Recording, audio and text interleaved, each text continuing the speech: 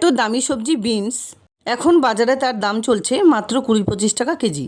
আর এই বিনসের দুর্দান্ত স্বাদের একটি রেসিপি তোমাদের সঙ্গে শেয়ার করলাম, যেটা গরম ভাতে অসাধারণ খেতে। এখানে একটা ঝুড়িতে কিছু সবজি নিয়েছি, তার মধ্যে বিনসও রয়েছে।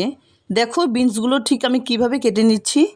দেখার সৌন্দর্যের জন্যই বলো বা নিজের একটা স্টাইলেই বলো, একটু টেরা করে বিনসগুলোকে এভাবে আমি কেটে নিচ্ছি। বিনসের পুষ্টিগুণ সম্পর্কে আমরা সবাই জানি। এতে রয়েছে প্রচুর পরিমাণে ভিটামিন, প্রোটিন, ফাইবার। তাছাড়াও এটি ওজন কমাতে খুব সাহায্য করে। হার্টের বা ডায়াবেটিস পেশেন্টদের জন্যই বিনস খুব ভালো। ধুয়ে কেটে রাখা বিনসগুলো পাশে রেখে চায়ের কাপে মেপে 1 বাটি সোনামুগ ডাল ভেজে নিচ্ছি। ডাল ভেজে নেবার সুন্দর একটা গন্ধ বেরোলে 2-1 বার ধুয়ে নিয়ে পাশের ওভেনে অন্য একটা প্যানে 1 গ্লাস পরিমাণ জল দিয়ে সেদ্ধ হতে বসিয়ে দেব। ডালটা সেদ্ধ হতে হতে এই কড়াইতে দিয়ে দিলাম পরিমাণ মতো তেল।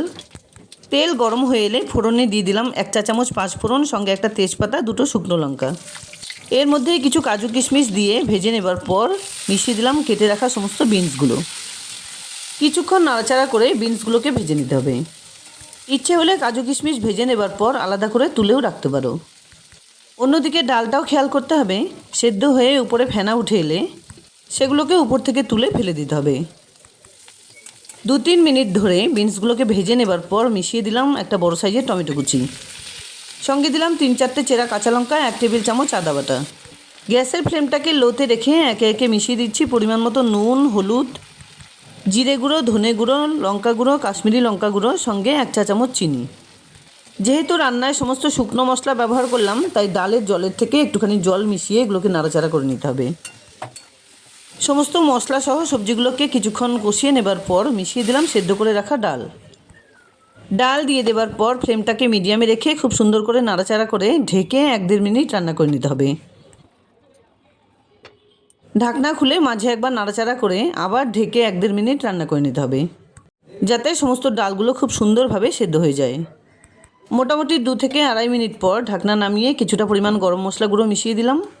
ডালগুলো একদম গলে গেলে হবে না, একটুখানি দানা দানা থাকলে খুব ভালো লাগবে এই রেসিপিটি।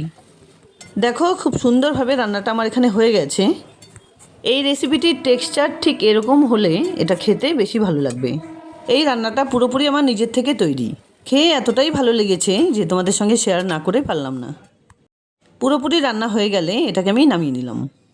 বিনস যদি এভাবে না খাওয়া হয়ে থাকে তাহলে অবশ্যই একবার এই রেসিপিটি ট্রাই করো।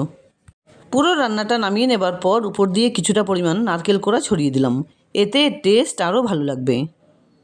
রেসিপিটি ভালো লাগলে লাইক, শেয়ার, কমেন্টস করতে ভুলবে না প্লিজ।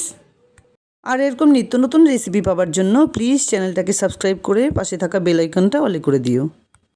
দেখা হচ্ছে নতুন কোনো রেসিপি নিয়ে। ভালো থেকো, ধন্যবাদ।